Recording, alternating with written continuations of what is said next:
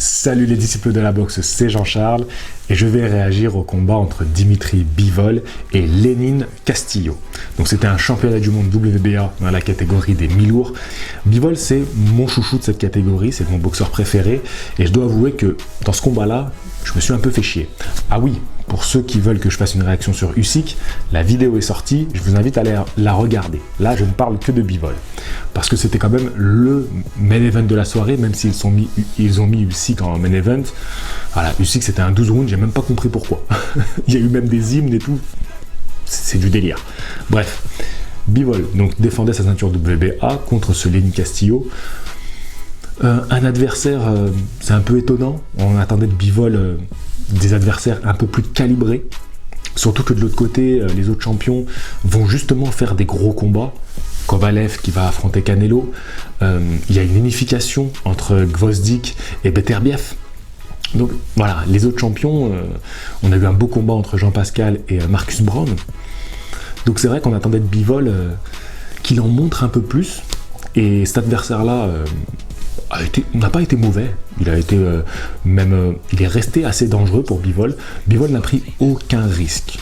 Voilà, il a en fait, tout ce qu'a fait Bivol, c'est ce que Usyk doit perfectionner pour devenir intouchable chez les lourds. C'est-à-dire que Bivol, là, il était face à un adversaire qui était physiquement plus impressionnant que lui, qui avait des avantages physiques sur lui, et malgré ça, l'autre gars n'a pas réussi à le toucher. C'est lui qui avait vraiment le contrôle, c'est lui qui gérait avec son jab, mais encore, voilà, on a vu avec Kovalev que le jab, ça pouvait être une arme ultra puissante. Ça a été encore une fois le cas avec Bivol, qui a maîtrisé le combat par son jab.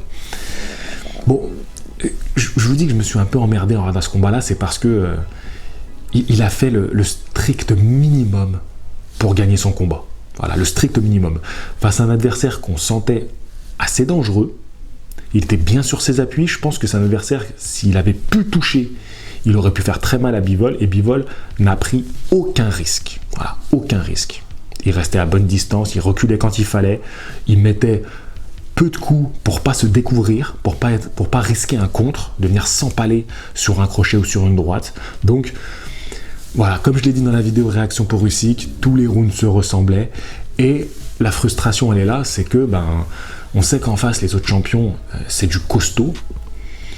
Et est-ce que Bivol il va être à la hauteur face à un de ces champions? C'est-à-dire que en boxe, c'est quand même une très belle leçon de regarder ce combat-là. Tactiquement, techniquement, c'est une très belle leçon. Ce qu'il fait sur le ring, c'est impeccable. On n'a pas grand-chose à dire de plus. Vu que son adversaire ne le mettait pas en difficulté, à aucun moment il a suffisamment donné, suffisamment accéléré, il ne l'a pas fait reculer, il ne l'a pas mis en danger. Il n'avait pas besoin de proposer autre chose que cette tactique-là de combat. Ça lui suffisait. Alors, le public à la fin a un peu hué, parce que oui, ça fait des matchs un peu inintéressants en fait. Parce qu'on voit les rounds qui s'enchaînent, qui se ressemblent, on sait très bien vers quoi ça va aller. Victoire au point de Bivol, très largement. Il le met une fois au tapis, mais c'est rien, la fois où il le met au tapis, il est vraiment cueilli par une droite qui vient le toucher à la pointe du menton. Il est un peu en déséquilibre. Il tombe, et même pendant qu'il tombe, on le voit déjà sourire, parce qu'il est très lucide.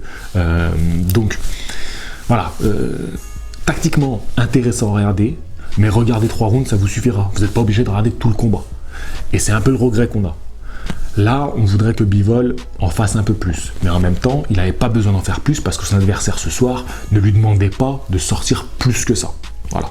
Je n'avais pas réagi à son combat entre Bivol et Jean Pascal. C'est un beau combat que j'avais trouvé intéressant. La maîtrise de Bivol d'un côté et le courage de Jean Pascal de l'autre. Donc si vous voulez un peu voir Bivol dans un combat plus intéressant, je vous invite à aller regarder ce combat-là. Le combat contre Castillo ne restera pas dans l'histoire des mi-lourds. Voilà. Je me demande contre qui on pourrait voir Bivol maintenant. Si vous avez des noms à proposer, pourquoi pas un Jean Pascal, un Marcus Browne qui a perdu contre Jean Pascal, ça pourrait peut-être lui donner une belle opportunité. Et ça serait un adversaire qui pourrait être dangereux pour Bivol.